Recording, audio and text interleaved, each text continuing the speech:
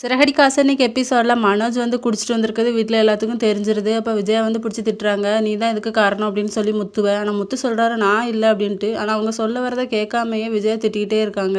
வீட்டில் இருக்க எல்லாருமே திட்டுறாங்க, பாட்டியும் சேர்ந்து. அப்போ மாமா சொல்கிறாரு அவன் தான் அவனுக்கு சரக்கு ஊற்றினான் அப்படின்னு சொல்லிட்டு உடனே முத்து என்ன நான் காரணமா அப்படின்னு சொல்லி அவரை பிடிச்சி அடிக்க போகிறாங்க. அப்போ நீ தான் காரணமாக இருப்ப அப்படின்னு சொல்லிட்டு விஜயாவும் திட்டுறாங்க. பாட்டி வந்து முத்து அடிக்கிறாங்க.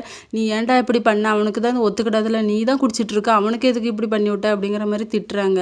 அப்போ முத்துவோட ஃப்ரெண்டு சொல்ல வராங்க, வேண்டாம்டா நானே இது செஞ்சதாக இருக்கட்டும் அப்படின்னு சொல்லிட்டு ரூமுக்கு போயிடுறாங்க. அதுக்கப்புறம் மீனாட்ட கேட்குறாங்க, இப்போ அவனுக்கு தெளிய தானே செய்யணும், மோர் இருக்கா அப்படின்னு சொல்லிட்டு மோர் எடுத்துகிட்டு வந்து வாயில் கொடுக்குறாங்க. கொடுத்த உடனே அவருக்கு தெளிஞ்சிருது.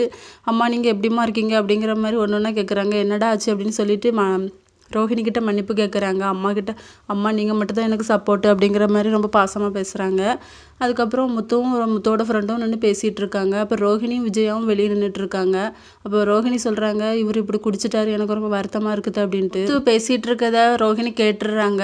இதுக்கு மாமா தான் காரணமா அப்படின்னு சொல்லிட்டு ரோஹிணி கோவமாக போகிறாங்க. போய் அவங்க மாமாவை பிடிச்சி மண்டையில் கொட்டுறாங்க. என்ன உங்களுக்கு இவ்வளோ தைரியம் இருந்தால் இப்படி பண்ணுவீங்க, மனோஜுக்கு சரக்கை ஊற்றி விட்டுட்டீங்களே அப்படின்னு சொல்லிட்டு, வாயை மூடிட்டு சும்மா இருக்கணும் இருங்க, இல்லை நாளைக்கே கிளம்புங்க அப்படிங்கிற மாதிரி சொல்கிறாங்க. அவர் சொல்கிறாரு, என்னம்மா இப்படி சொல்கிற, நாளைக்கு தான் எனக்கு பிடிச்சதெல்லாம் சமைச்சு தரேன்னு சொன்னாங்க அப்படிங்கிற மாதிரி சொல்கிறாரு. நாளைக்கே கிளம்பிருங்க அப்படிங்கிற மாதிரி ரோஹிணி வந்து சத்தம் போட்டு போகிறாங்க. இதோட இந்த எபிசோடு முடியுது.